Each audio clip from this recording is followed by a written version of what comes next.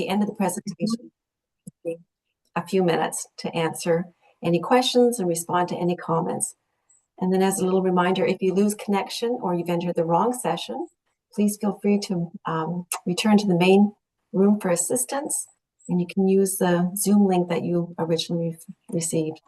So we welcome Annette. Please feel free to go ahead when you're ready.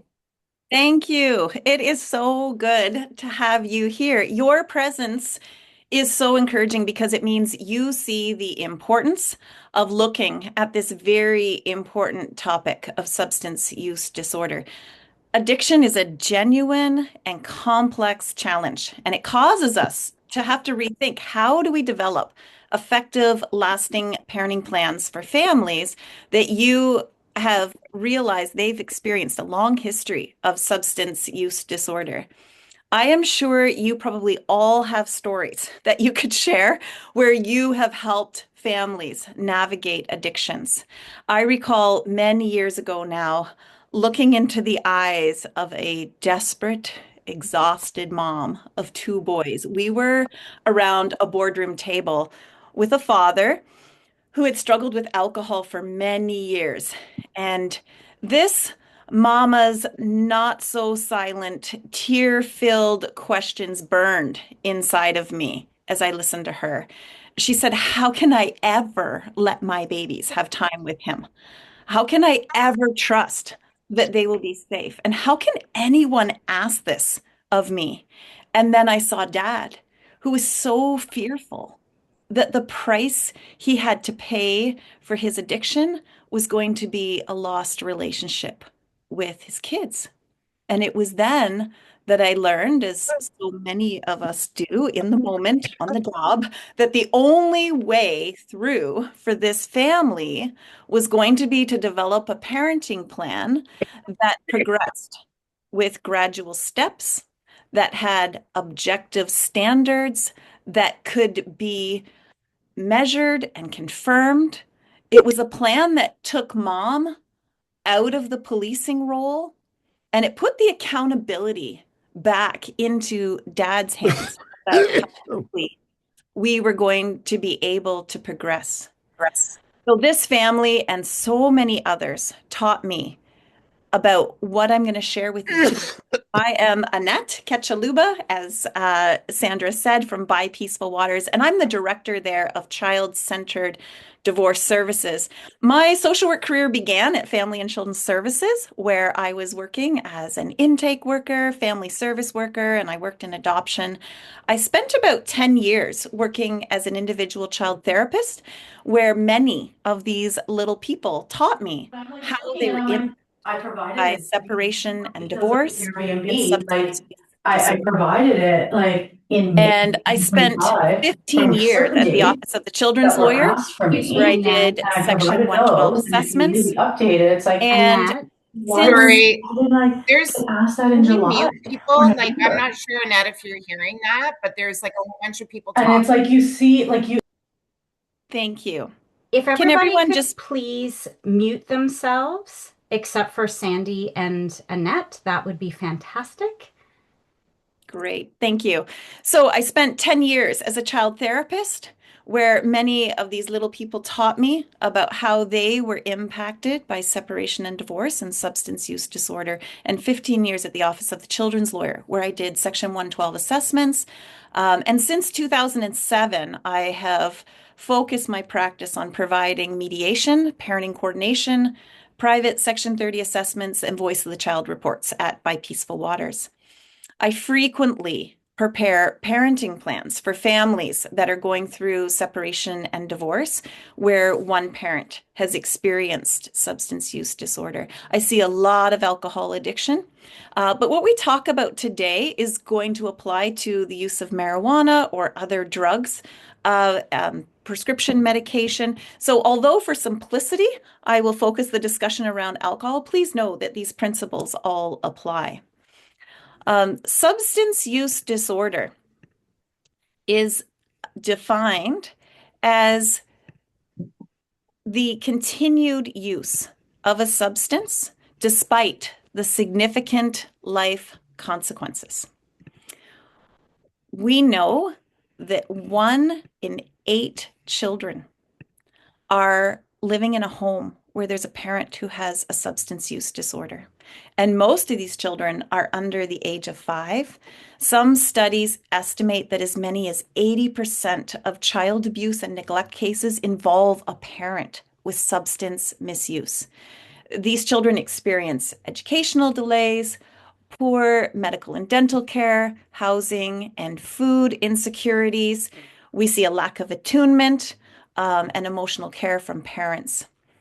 In my experience, I see that children typically have 2 kinds of responses to substance use disorder. There's those who are parentified, so they try to manage the disorder. And I hear things from them like, I can tell when mom's drinking, and I'm going to try to keep the peace. Or I check the drinks around the house that dad's left, and I'm going to dump them down the sink. I'll get my siblings to bed. I'll make the lunches. I'll wake my parent up to get me to school.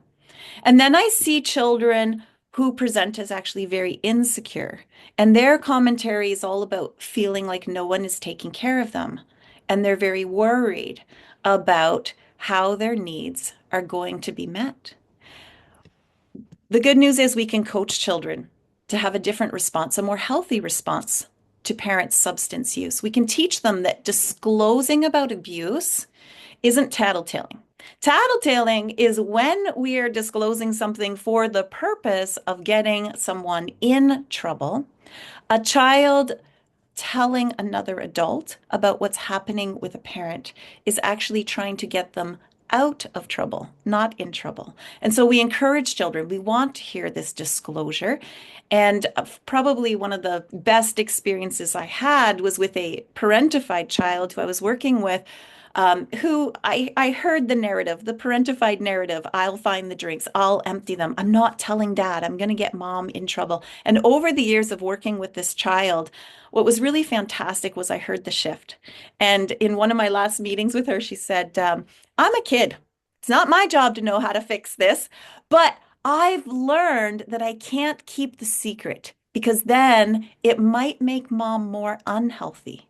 And then she told me about how when her mom says, "Oh, I'm fine," she says, "I just look for examples because I know it's not about being fine with your words. It's about being fine in your actions. So I'm looking for her speech. Is her speech clear? Does she come when I need her? How is the home being cared for?" And she said, "And if I don't have those examples, then I tell dad, mom's not fine. And then I have a way of helping mom get better." And this was a child who watched her mom go from a substance use disorder to almost dying in the hospital, to mom actually recovering and doing much better. And as I walked with her through that process, I saw her make a really healthy shift. She's not the parentified child. She wasn't insecure. She knew her role. I'm here as the kid, but I can access help. It was really lovely to see. Supporting a child with substance use disorder is never a one-size-fits-all arrangement.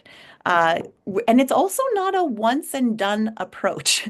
Each family has a very unique situation, and we need to tailor a parenting plan that meets the needs of families and considers their background, their culture, the particular patterns of the parent who had a substance use disorder. And we balance all of that with safety of children.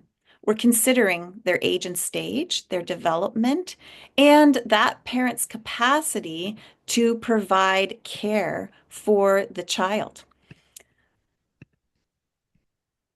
When I think about my role developing parenting plans for families where there's substance use disorder, I am always mindful that we have to think about the safety needs of a child while balancing this with the right of the child to have contact with the parent. Because we understand there's also separation related harm that happens for children when they can't be with a parent. And so that may mean that in extreme cases, we're thinking about how do we structure things in a way that is going to be successful for this family. It may mean that we can't actually structure face-to-face contact, but we could do letter writing or video recordings or maybe have that parent participate in a supervised phone or video call with the child. So today's focus, I am hopeful that what we can do is walk through 4 areas, 4 key ideas about how to help families navigate parenting plans when there's substance use disorder. And I like to think of this through 4 areas of first looking at relapse prevention, looking at a reset. How do we rebuild trust? Reinforcement of a phased-in approach, and then reassessment. And these are the tools that all have to be combined with very frequent coaching for families. One of the things that I've learned about working with families where there's substance use disorder is that people are very overwhelmed and they're really struggling to know, how do I navigate this path forward? And they're usually at max capacity already, and they've lost a sense of hope that there is a way through. So you as professionals are incredibly significant in the process because you are going to be able to provide the coaching that is essential to walking them through each of these key areas. This is usually all new territory for these families to learn, how do I get out of these past patterns and find a way forward? And with substance abuse, we know it's very hard to sustain change. The path feels unclear because we know we can hope for a way forward, and yet we may get really stuck. So we're going to do a deep dive into these 4 areas, and I'm hopeful that actually what we can focus on is, how do we coach people? How do we work with them in this process? So the first area that I want to talk about is relapse prevention. And that is certainly something that we have to just acknowledge is part of that healing journey for families. Relapse is going to be part of the process. We hope it never happens, but we have to plan for it in the event that it does happen. And this is a really tricky piece to talk about because families are very, very sensitive to this. It's actually a very triggering or activating conversation when we talk about relapse prevention, because it often suggests to the parent who has abused substances that you don't believe the changes that they've made. I was working with a family where Carol was addicted to alcohol, and she had been caring for 2 young children who weren't school age. So one of the concerning factors was that there was very limited outside eyes on these children because they didn't have daily contact with professionals. And the father was terrified at the thought of mom having unsupervised contact with the children because she was not only found intoxicated while caring for the children when they lived together, but their 2-year-old had been found wandering in the community, and they had lived on a very busy street. So when dad referenced his fear and his lack of trust in the meeting, he made this comment, well, you're still an addict. Because of course he'd learned what we all learn, that once you are an addict, you are always an addict. But that led to a very explosive response from mom, who did not hold the same view. And her experience of him was, do you see how abusive he is? I've changed and he's calling me an addict. He's actually impeding my recovery because he defines me by my past. And she became so explosive. And then, of course, when we got behind that, identified her fear and her incredible sense of hopelessness, saying, he'll never trust me. I was the primary caregiver, and now he's going to take the kids away from me. So when we talk about this very important area of relapse prevention, we do a lot of coaching. And the language that I use is to say, okay, we're meeting today. I can't mediate the past. What you guys have had to navigate on your own is very challenging and difficult. But today is a reset. We want to move forward. We want to move forward well, and we're going to put in place all the provisions that we need to make this reset. Things are different now. You have professional support, and we're going to move forward with agreements and accountability with professionals. So that might be a conversation I have with parents when they are together in the room. I often will do a lot of coaching individually with each parent. So with the parent who struggled with addiction, I need to help them understand their former partner's lived experience. And so I might say to them, if I asked you, would you ever drink and drive with your children? What would you say to that if this was a situation where I had met you before this incident happened? And they said, well, I would have told you I would never do that. And I say, I believe you. I believe you. Every parent would say, I would never do that. And then now here we are. You've had the situation where you have driven drunk with your children. If I ask you today, now that you're in recovery, are you ever going to do that again? You're going to tell me, no, Annette, I will never do that again. But somewhere between the first no and the today no, it happened.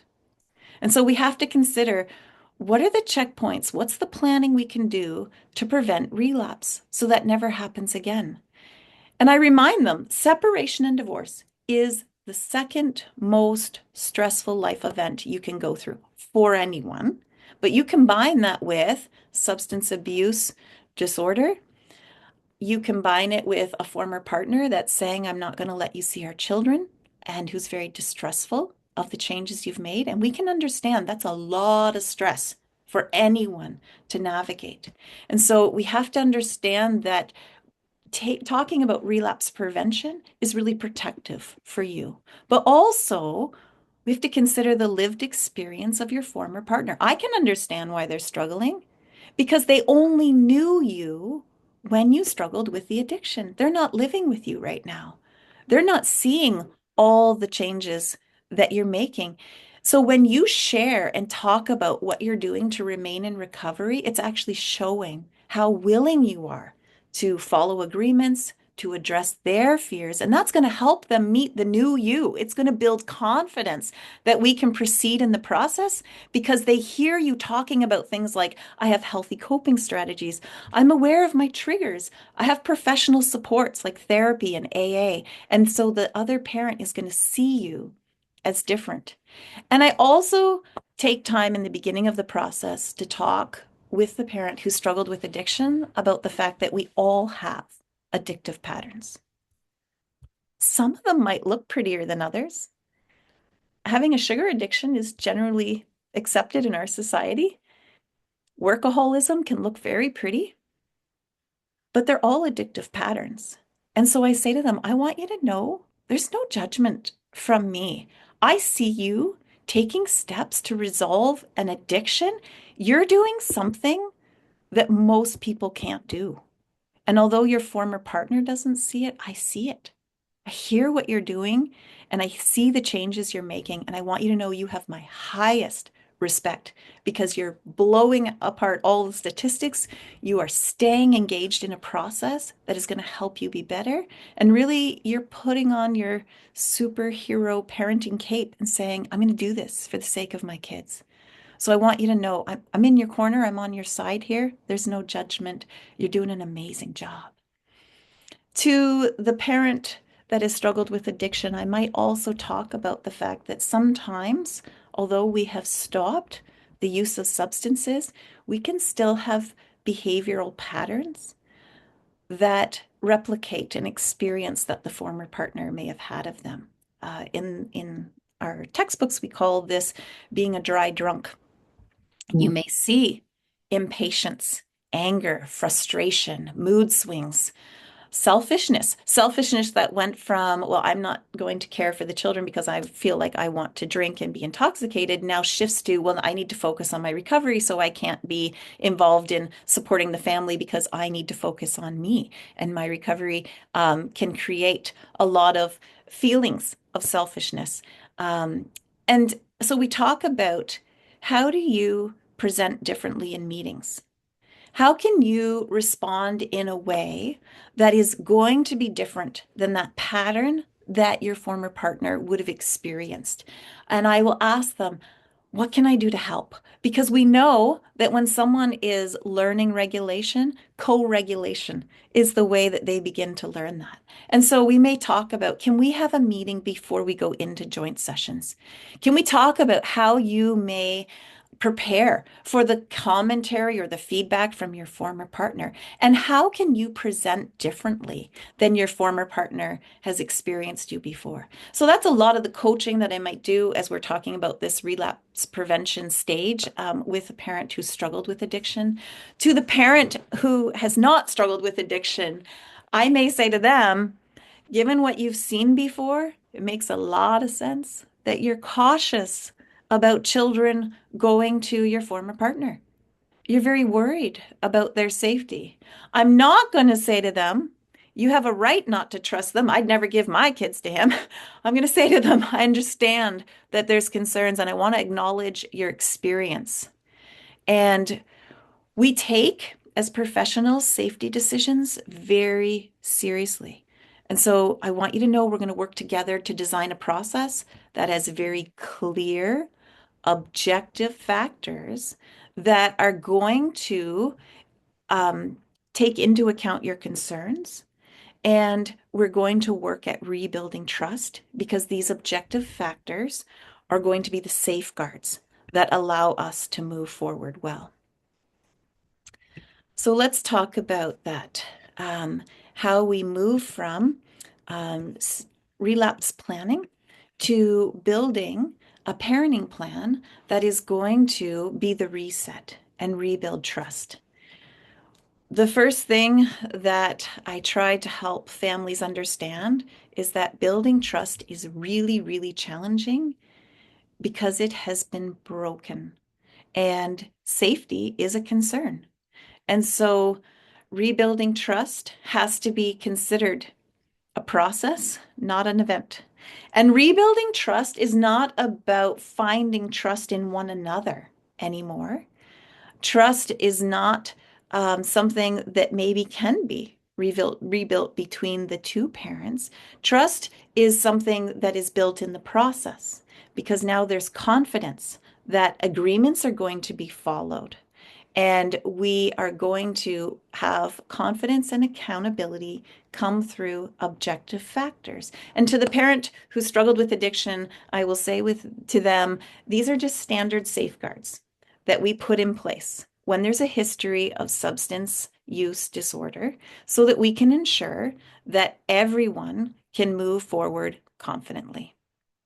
The family that I shared with you at the beginning of the presentation is the family that I started to use this language with. And we discussed that they were the experts on their life. I don't claim to be an expert on anyone's life. And we needed to work together to develop a list of factors that would build confidence and have them move forward. This is a very critical part of the process because both parents have to be confident. We know that children read body language. If you have the privilege of having children or you've had them in your life, think about a time when they have done something across the room and you as a parent has said nothing, but you've just looked at them. And they know exactly what you think and feel about their behavior. I always share with parents, this is the double-edged sword of attachment. Children know exactly what you think and feel without you using words. So when we are wanting to help a family move forward with parenting time, we have to have both parents on board because children are going to read the body language. And this is where we get a situation where a parent will say confidently, I told them to go. I told them you should have time with your parent, but the kids don't want to. And where children experience divided loyalties, because when a parent is not confident, children read that body language. And so it's very important that we bring both children or both parents into the process of saying, how do we develop objective factors that are going to build confidence so that you can move forward together as parents in a parenting plan? So with this family, we started to brainstorm together. And the first thing they said is, well, I want to this. The mom was able to say, Dad's a good dad when he's not drinking. So as long as he agrees he's not going to consume alcohol for 12 hours, or in some families I work with, they say 24 hours before caring for children. And during the time that they're in a caregiving role, then I can agree to some parenting time. Um, What's wonderful is that we can all access that Cadillac version of breathalyzers called SoberLink. If you haven't familiarized yourself with that, I encourage you to do so. SoberLink is an amazing product that allows a parent to show very clearly, have they used a substance, have they not? And families can work together to talk about test times. That might be designed based on the history and patterns of the user. For some families, they want random testing. For other families, they want regularly scheduled testing. For some substances, we know a test will show a certain amount of time that they have used substances, and beyond that, it doesn't read accurately. And so we have to do that research. What is the substance that's been used? What is a test that will give confidence that the children will be in someone's care and we will have a sober caregiver? And so we look at that together. We also sometimes talk about the cost of testing. For some families, this is absorbed by one parent, the parent who struggled with substance use. For other families, they will come up with unique arrangements. One family I worked with, dad was very confident that he was abstaining from the use of substances, mom was not. And so they made an agreement together. He would do some testing at particular intervals throughout the week of his parenting time. And if the test came back negative, mom would pay for it. And if it came back positive, dad would pay for it. And that was their way through when he was using marijuana. So there's ways that we can build confidence. Of course, we can use urine tests, hair analysis. Breathalyzers are really, really helpful. Objective factors might also include feedback from professionals. So we talk about, why don't we check in with the teachers? If kids have had an overnight at one parent's home, and a teacher says, when they come from this particular home, they don't look like they've slept. They don't have lunches. They don't have what they need. We're really concerned about the kind of care they have. That is an important piece of feedback that we want to bring to our process. If children are going to school and a teacher says, I can't tell the difference which home they come from, that's also important feedback that we bring to the process. Sometimes objective factors will include information about driving. If a parent has a history of driving intoxicated, we might have confidence that we can move forward if that parent agrees they're not driving with the children. And a visit schedule might be structured where the parent who has not struggled with substances is the one that does the drop off and pickup. Or potentially it's, let's use a breathalyzer before exchanges so that we know you are not driving intoxicated. Another objective factor might be visit schedules are followed, arrival and departure times are honored, and we don't have any concerns about, we thought we were exchanging the children at 5 and now it's 6 o'clock and nobody knows where they are.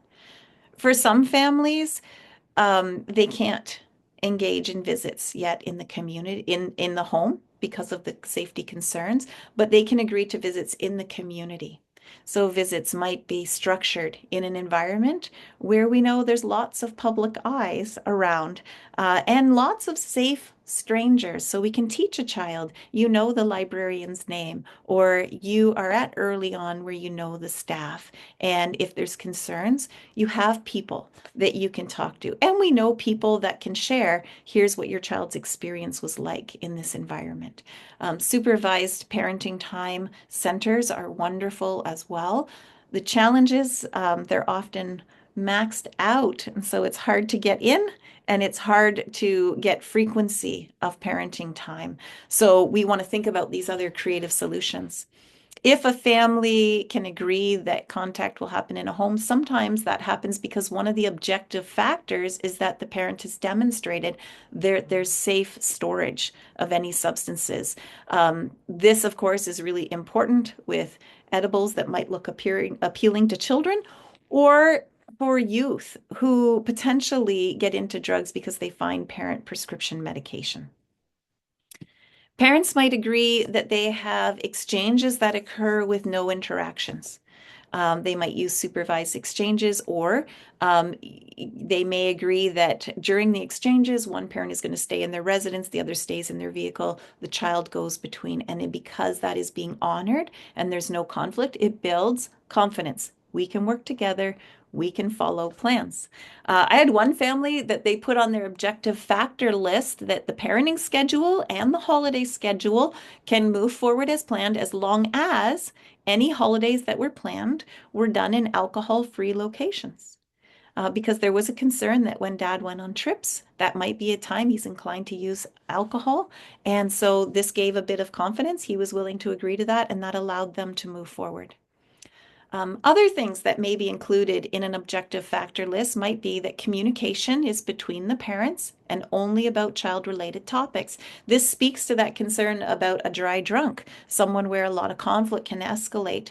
And so using communication appropriately builds confidence. We are moving forward differently. Some families use the email service that we offer because they're struggling with their communication so badly that they need to build more confidence. And that service involves a family sending an email to me. If I think it's appropriate, I send it through. If it's not appropriate, I work with them, coach them. Here's how we can take what you want to say, draft it in an appropriate email. And so again, confidence comes because we all agreed we'd follow the email service, and we did. Agreements to use a parenting coordinator or a professional to support them should they hit any roadblocks can help build confidence in a parenting plan. Another objective factor is that the parent who struggled with the use of substances will agree to continue to access their supports, counseling, community supports like their AA groups. Sometimes both parents will agree that we're both going to access community supports to learn how to support the children, and that builds confidence that we can move forward with a plan. In the family that I talked about at the beginning, there was an agreement that the parents would, dad would maintain therapy, and that the therapist could provide feedback to the professional team and to mom that dad was progressing well in therapy. The reason that we started to talk about this was because I had an interesting experience when I worked at Family and Children's Services, where I was supporting a mom as a family service worker who had a substance use addiction.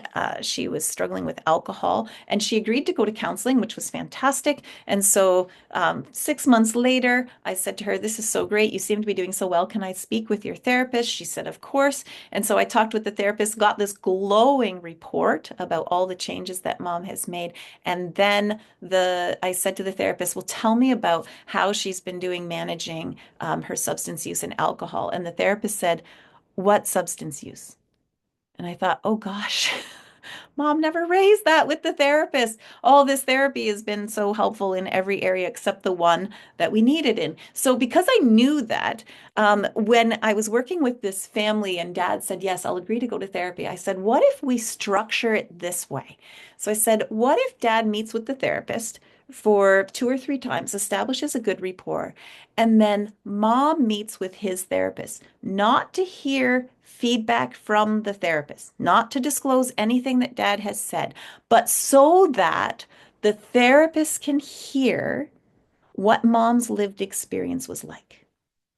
Because then when we ask the therapist to give feedback about how dad has used counseling and progressed in counseling, mom is going to be able to say, "This therapist understood what I lived through. And so now this therapist can speak to my concerns." Of course, always with dad's consent, always with disclosures and agreements in place. But it was really helpful for her because her concern was dad's going in there with a therapist and is going to do a self-report, and this therapist is not going to understand my lived experience. So how can I feel confident from this therapist saying, "Yes, dad's doing great"? The other thing that I put often on an objective factor list is that we're going to do safety planning for kids in both homes. Children need to have a safety plan in both homes. And this is a safety plan for what can they do in the event that a caregiver is unresponsive or unable to provide care for them. And we don't even need to explain to children, we're doing this because you have a parent who has struggled with substance use, because in fact, we should really do this with children all the time. This might be dating me, but when I was little, there was a phone on the wall that everybody knew where it was. It always worked, never had to be charged. And if I pressed 0, I could talk to a live person. Children today often don't have access to a phone. If they do have access to their parents' phone, they might not know the password or how to make an emergency call. And they're, in my opinion, left far more vulnerable than when we had landlines. And so I say to parents, part of an objective factor is teaching kids what's the safety plan. If a parent can't be available to you, what are you going to do? So they need to know what a safe stranger is. A safe stranger is someone who has a job, they have a name tag, they have equipment on them that matches their job and name tag. And I encourage parents, introduce them. One family said, well, we have someone that is in the reception area of our building, of our apartment building. We always have a professional there, a security person. So they introduced the kids there and said, this is a safe stranger. And if you ever needed help, you could always go to this person. They will help you. We teach children, how do you call 911? And I think it's really important that we do that coaching, because then a parent knows, okay, they have a plan should there be a problem. Sometimes it's a neighbor. There's an elderly couple. They're always home. Kids know them. We talk to the kids about how this is part of the safety plan. The other thing that we typically put in parenting plans is that children can be interviewed. And that might be on a yearly basis, or it might be as a parent requests it. And this interview is not for interrogation. This interview is to help just get a pulse on how kids are doing. And the hope is we hear about lots of great things happening in both homes. So we're not asking children to monitor a parent, but we're hearing from them what's working, what's not working, what can parents do better? How can we be more supportive to you? And we listen when we do this for an assessment from the child about how they're coping in both homes. This is very important to build confidence, because sometimes a parent will say, I'm worried about the child, but they're not going to disclose anything to me. Or a parent will say, this child is consistently bringing home a negative narrative and I don't know.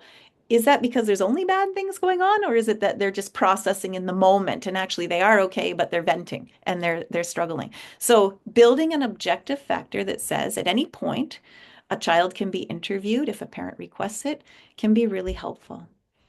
The other objective factor that I like to put in every one of them is what I call the no questions asked clause. If a parent calls and says, I need you to take the children, no questions are asked. The parent who has been sober and not struggled with addiction is just going to go and make arrangements to pick up the child. And in one family situation, that parent said, I can't always guarantee that because I work out of town. And so what they agreed was that if that parent couldn't be available, the parent who was saying, I need you to take the children, would use the emergency contact list. And they had a list of people that had agreed to be on their emergency contact list who would drop what they were doing and go get the children. And so it was a really helpful way forward, because we said, essentially, it's not so concerning that you may struggle with relapse. What's concerning is that there's no plan to keep kids safe if you're struggling with relapse. So the no questions asked clause gave permission for everyone to say, we can just say, it's not working, take the kids quick, and we're keeping kids safe. And I've had many parents, the sober parent that says to me, that actually builds the most confidence in the plan. If they will call me and say, I'm not doing well today and I can keep the kids safe, then I feel confident putting the kids in their care because I know they'll prioritize the needs of the children. So we always work together to develop this list of objective factors. And there's two things we're trying to achieve. The first one is that we can have some confidence to move forward because we know that these factors are in place. So with the parent who struggled with addiction, I will coach them to say, this is going to build the confidence you need. You are no longer being evaluated based on your past, but you're going to be evaluated based on present information. And so we don't have to feel like I'll never earn the trust of the other parent. You can say, you have confidence, the parent can have confidence in you because you are following agreements. And I also will often hear a parent struggle with one objective factor. I'm sure you can guess what it is, which is, why do I have to do testing? Why doesn't the other parent have to do testing? And I say to them, listen, your audience is the judge. On Judgment Day, we stand before the judge and account for ourselves, not the other. So I want you to think about this situation of you being asked to do testing as your audience is the judge. You don't need to ask the other parent to do testing just because you were asked to do testing. You are accounting for you. You never have to stand before a judge and account for someone else. So you need to think about the judge as your audience. And testing tells the judge, I'm sober. Testing tells the judge, I am taking my relapse prevention seriously. Showing letters from professionals that you're using services shows the judge, I am making sure I keep the supports in place that I need. This all shows that you acknowledge that there was a problem and you're going to ensure that your children are safe. So that is why we put in these objective factors. The second reason we put in objective factors is because confidence that the other parent is not going to subjectively remove parenting time or not move forward is protected, because the deal is, as long as we can check the boxes on the objective factors, we will be moving forward in the parenting. So the other parent has now the accountability that they will be moving forward in a phased-in plan. And they're not going to just unilaterally prevent parenting time because it's just not feeling good. We all develop the list of objective factors. We all know that this is now protective for both parents.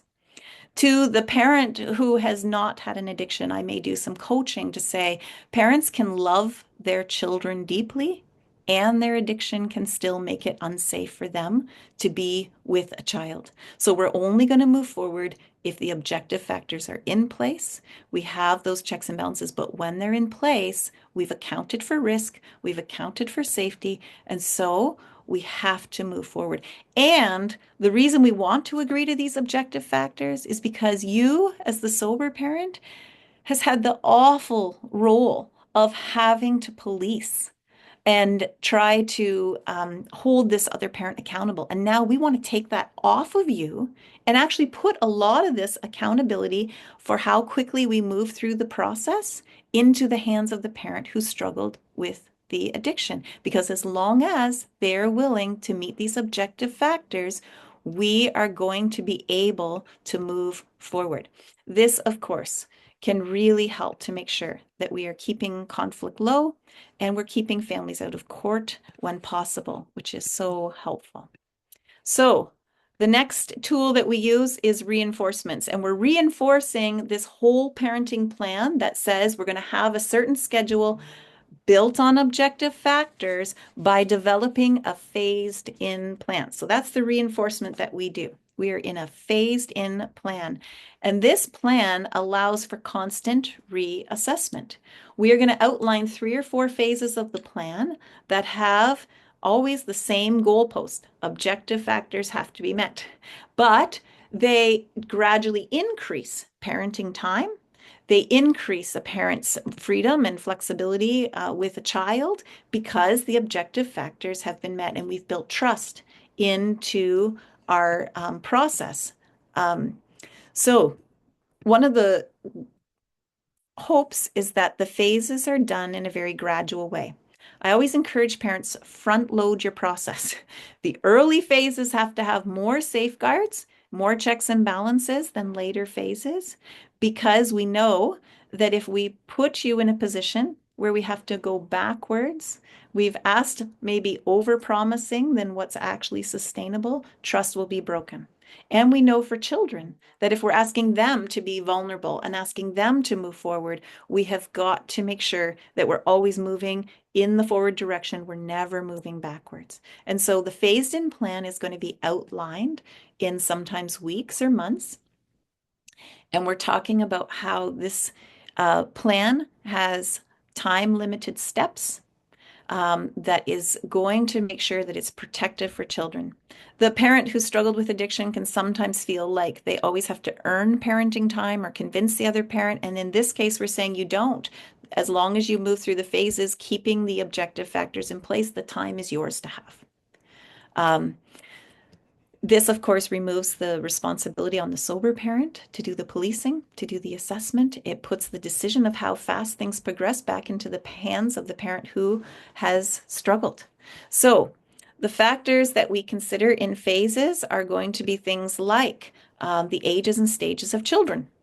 If you have very young children, they don't have any capacity to assess situations and protect themselves. That's different than maybe an adolescent who has a phone, who has a bus pass, who has capacity to say, I can get myself up in the morning and go to school.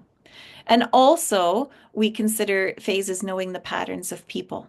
If we know that a parent really struggles with drinking, but only in the evening after their long, stressful day at work, maybe we talk about a phased-in plan that includes supervision only at night because we know that's a risk. Or maybe we say there's a concern about driving intoxicated, but if they show up sober in the community, a parent feels confident. So the beginning phases might include something like that. When you are in your initial phases bringing in supervision, it's really, really important that both parents feel confident in who the supervisor is, particularly if it's a family member, because family members sometimes are part of the historical pattern of enabling a parent who has struggled with substance use. And so I had one parent I remember meeting with, and the mom had said his father cannot be the supervisor. And so I met with the father, and I'd met with this gentleman who I thought had an interesting smell about him. And I was thinking, have you been using substances? And then the dad said to me, oh, he always wears this cologne, and I wish he'd stop wearing it because it makes him smell like alcohol. And I thought, oh my goodness, you're missing it. You've bought into this narrative that this child, adult child of yours, is smelling like alcohol because of the cologne he wears. It's not the cologne. He's using alcohol to cope. And so we talk about, again, who are the people that can provide the supervision. When I worked at Family and Children's Services, when we had parents who struggled with all sorts of challenges with their children, we would always talk about we start with supervised parenting time, but that's not a long-term solution. So how do we transition from supervised parenting time to maybe community parenting time where the safe strangers are around, like I said, libraries, early on centers, taking a child to an extracurricular where the parent maybe has limited parenting time. How do we gradually introduce unsupervised parenting time? Maybe we start with a few hours that moves into an overnight, but an early morning pickup the next day. And then how do we structure 2 overnights? So we talk about with parents that in a phased-in plan, supervision is considered a bridge. It's not a punishment. It's a way for children to safely reconnect. It lowers the vigilance of both the sober parent, who's very concerned about moving forward and trusting, but also the vigilance of children who need to rebuild confidence that they are there to receive care from a parent as opposed to being the caretaker of the parent. So it actually is something that can really help parents move forward. I like to structure phased-in plans based around a calendar. So if I was meeting with a family today, I might say to them, let's think about a plan from now till March break. And the reason I think about this is because that makes sense to children. If you ask young children, how's next Thursday looking for you? They're like, I didn't even know I had a next Thursday. But if you say to them, the plan from now till March break, and then the plan from March break until summertime, and then summer break, and then we're going to make a plan for when school starts again. Children get that, and they can follow along with that. So I had a family that I worked with where we talked about the first phase was about 3 months long. It was like a January to March plan, and dad had half-day visits. It was a restricted number of hours. It was only a couple of hours, and it had to be in the community. And mom was the one to do the drop off, and the agreement was he wouldn't approach her during exchanges. And they were able to follow that. And so our second phase, which was for 2 months, included a 6-hour day. So now he had a longer time. It was still in a public setting, and they added in one weeknight evening, which was going to be at his residence from 5 to 7, and it was to have dinner and then to get the child to the program. And the program was really close to his residence, so that was great. The plan was to walk together. And then the third phase was a duration of about 3 months, and that was where they agreed that he would have an entire day with the child, and the access could occur in his home, but he still wasn't driving. And then we talked about now we're going to need a reassessment date. We're going to need a plan to say, a new schedule is going to be negotiated after we've gone through the first 3 phases, because it's really hard for us to know what's the next step. We got to get through the first 3 and then we'll have more information. One family I worked with, we couldn't even start with a phased in plan like that. They were so overwhelmed with the level of addiction that actually where we started was I said to them, what could we do tomorrow? After tomorrow, what could we do on Monday? What could we do for Wednesday that week? What could we do from now until we have our next meeting, which is 2 weeks from now? And so we just mapped out a 2-week plan. And then we met and we said in that 2-week plan, how did things go? Were the objective factors met? Where did things go right? Where did it go wrong? Could we replicate this plan for the following week? Could we add something to it? And we had to really slow down this phased in plan because they were not able to think about a 2-month plan. The trust had been so broken. And so we just set dates. Here's when we can revisit this. And sometimes it's right at our next meeting, which has to be a week from now because we can't even make it longer than 7 days. A phasing plan might look very different than timelines. It might just say after 6 successful visits, or after 3 clean screens, or after there has been a schedule followed consistently for a 30-day period. And we might structure phases like that. But the idea is create a plan where there's concrete expectations. Everyone can check boxes. Is this working? Is this a plan that we're all following? Because that, of course, brings us back to building trust. And then we have to ask the question, what do we do if there's relapse? If there's relapse, we go back to phase 1. We all know the plan. There's no mystery in that. We just go back to phase 1. This is the phase that we started out in. So in an approach like this, we're not taking a 3 strikes you're out kind of approach. We're not being unrealistic that relapse isn't part of the healing journey. We know it is. So let's plan for it. We don't hope for it, but we plan for it. And so that's the kind of conversation I would have with parents. What's phase 1? Is this the plan we go back to when there has been relapse? Okay, and then the last tool that we are going to talk about is the reassessment. So let me just, sorry, I just lost my, here we are. I lost my screen. So reassessment is again about answering the question, what if? The what if barrier is really hard to get through with families. They will say things to me like, well, what if we're nearing the end of a phase and I don't feel like we've really hit the mark on all the objective factors? What if this change that we're outlining from now, for the next 6 months in this gradual plan, what if it's not sustainable? What if they say they're going to go to those appointments and then we find out from the therapist they didn't actually attend any of the appointments? What if is a very hard barrier to get through. And so reassessment of the whole plan is important, and reassessment at each of the steps, each of the phases is important. So we don't move on to the next phase until we've had a meeting. So if our phase was from now till March break, we might talk about at the end of February or the beginning of March. Let's put a date on the calendar where we're going to evaluate. How did things go with the objective factors? Did all the information that we needed to come to the process come? Did we determine that our projected phases are still workable, or do we need to do a revamp on these phases? And again, we're bringing both parents into this discussion because they both have to be on board. Reassessment might occur because we look at their situation and we say, we've made a plan now for the next 6 months, but we have no idea really how we go from we're still in a supervised stage right now to what happens when we've started to introduce overnights. Do we go to full weekends? Do we develop a regular parenting schedule? Just a lot of unanswered questions.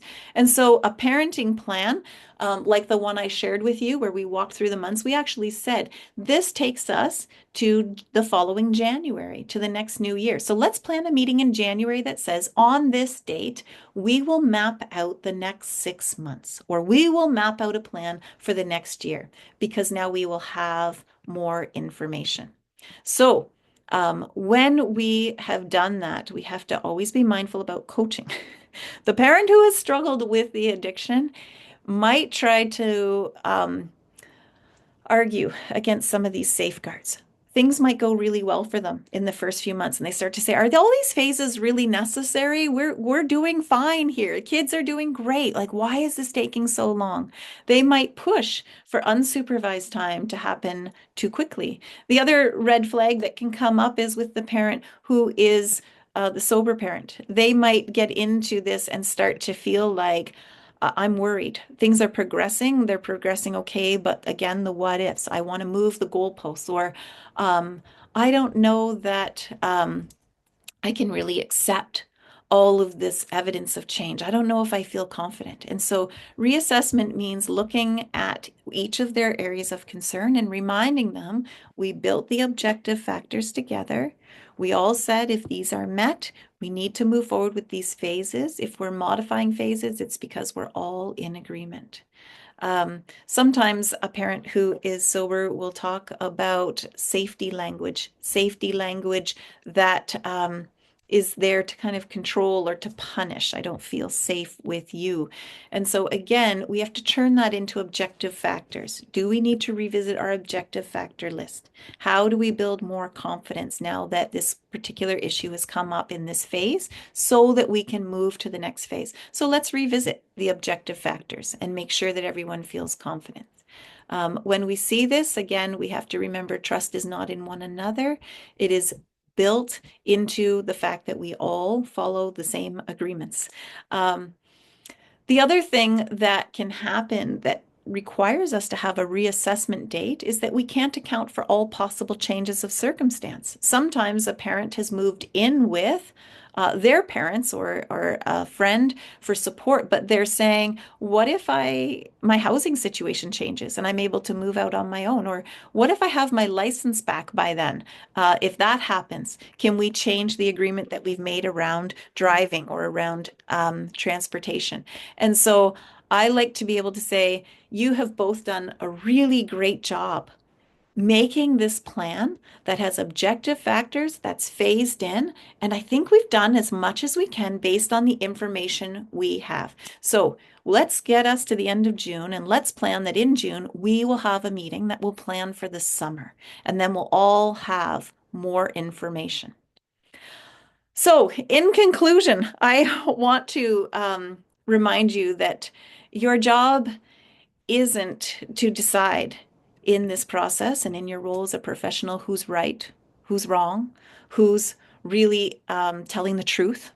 Your job is just to help this family design a set of conditions where the children are not put at risk.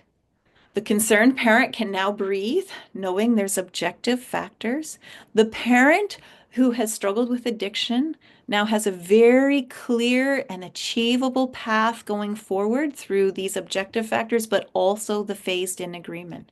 And most importantly, your job is to stay present with these families and to really offer them the coaching and the constant support that they need to navigate this very complex topic in a healthy way and in a child-focused way.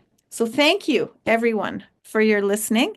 And we can now hear from you. Does anyone have any questions?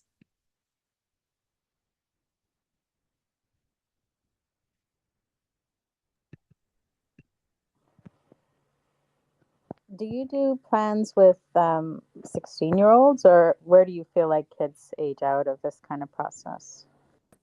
So my understanding is Family and Children's Services extended their age range to 18 children who need protection are considered, that we need to consider them between the ages of 16 and 18. And again, we would consider the unique needs of that family and the age and stage of the child. Just because a child at age-wise is 16 doesn't mean that they're functioning as a 16-year-old in a way that we can say, yep, you can navigate this on your own. So my thought is, yes, we would talk with parents about that, but it would look really different than maybe planning for a 2-year-old. And do you mostly do kind of court connected work, or do you do some that's not court connected? I work with families where the referral has been through collaborative family law. That would be the commitment to not work through the court. I work with families where litigation lawyers are coming and saying, we need a plan because we're going to court and we don't know how to map out a parenting plan that is reasonable. And so can you help us do that? And then certainly in my work where I'm providing Section 30 assessments or voice of the child, that's often where families have engaged the court. And so they're looking for feedback from that.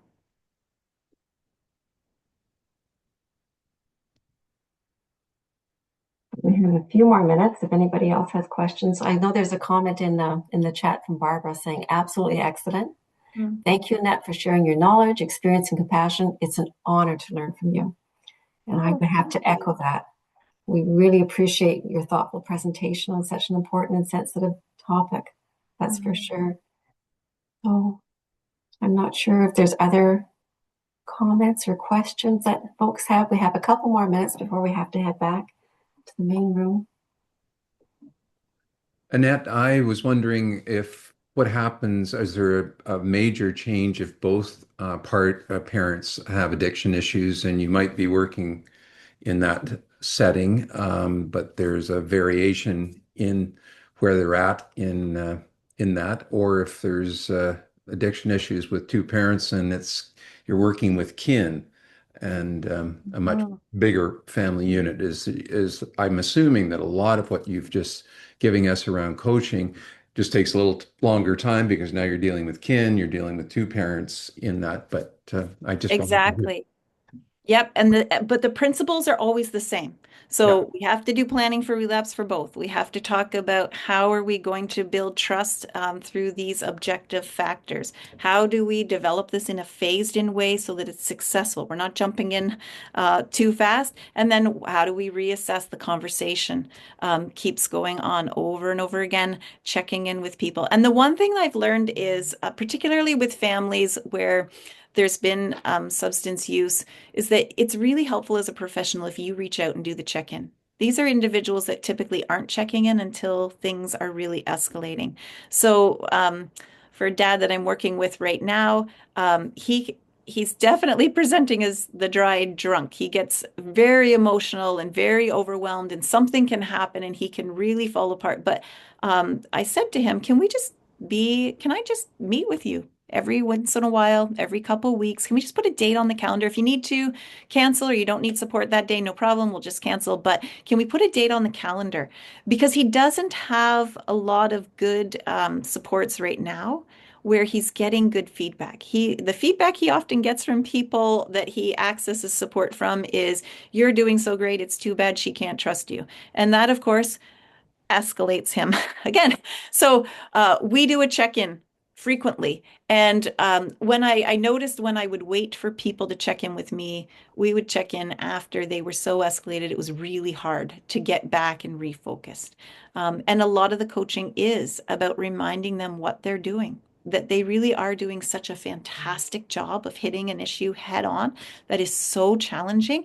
And it's so important that we encourage them. Keep at it. We're here to support you, and to remind them that they're not the totality of their failures in the past, that actually there's an incredible thing that they're doing for their family in the future.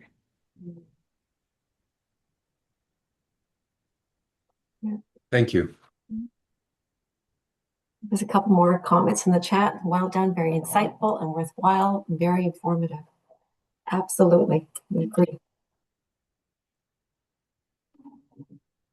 So a few have asked about the presentation, if the slides will be available, and they are available by the link that you received this morning in the flyer. They're also available on Dropbox. And if you need more information, please feel free to reach out to anybody, any of us, by email, and we'll make sure that you have the link, connect you with the link. I'm not sure if there's any more questions. There's probably a wealth of experience in this room. I would love to hear if anyone has had other strategies that they've used, or if they've replicated any of what I've shared today and found that helpful.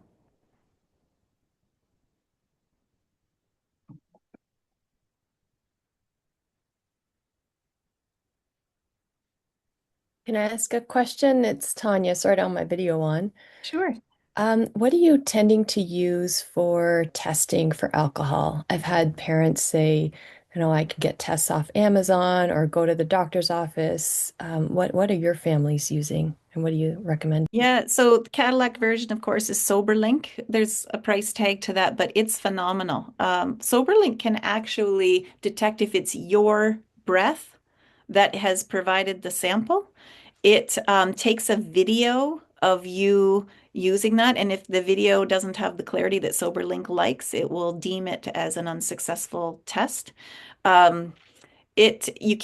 You can't really mess up SoberLink. And so I will often encourage families, if you can do that and afford it, please do. There's times where people will order a breathalyzer off Amazon, and that can work, although we have to be mindful that you want to play around with it and test it ahead of time, because sometimes it will be sensitive to things like mouthwash or something else that is clearly not that you've used alcohol. So I encourage parents, get it, work with it, test it, make sure it's great. That's really helpful. Often with families, I'll hear, well, I don't want to test in front of my kid. I don't want them to see this. So I said, well, great. Then when you're ready to go out the door and you need to provide a test because everyone wants, or they want to see that you are driving sober, then why don't you say, we all use the bathroom before we leave? And when you use the bathroom, do your test. And parents will take a video of them using the breathalyzer and send that to the other parent. SoberLink has a really great thing, because you can decide who's going to receive the results from that. So that would just immediately go to everyone. Those are my favorites. I find them most helpful for families. And the agreement is, if you ever are testing negative again, or sorry, testing positive, that then we are pausing the parenting schedule. We must now take that very seriously. So often I will hear things with substance use like, well, it wasn't that I wasn't going to test, but we were in the middle of a movie and I couldn't test, or I just forgot the device at home.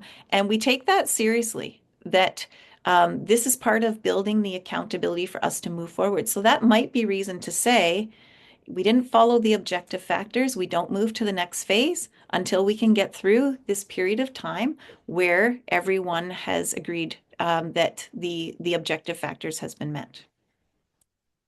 Marijuana is a really tricky one, because marijuana can stay in your system, although there are some tests now, saliva tests, and they're working on breath tests that will help show a more limited time period, like in the last however many hours, much like the testing we have for alcohol.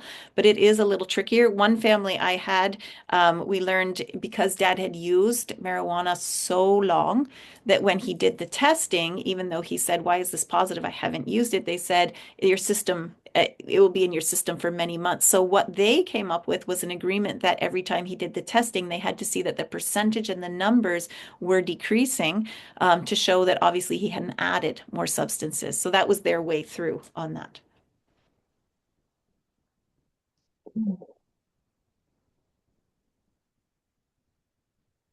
Thank you so much, Annette.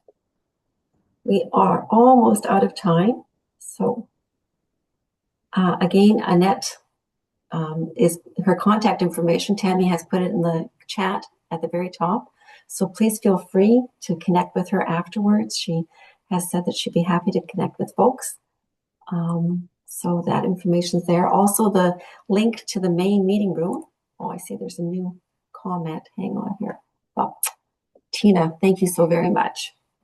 So there's a link to the main meeting room also, or you can rejoin by your own link that was sent to you. There's nothing. Oh, another one. Sorry, where's the link? Sandra, sorry. That's okay. It's Tammy has put the one in the chat. Using that one, you'll have to re-register. Okay, got it. To have your original from your email. Okay, thank you. Register for that one. And then, so on behalf of the Provincial ADR Advisory Committee, we want to thank Annette so very much for sharing with us today. It was absolutely amazing, excellent. And thank you for everyone for participating in this learning session.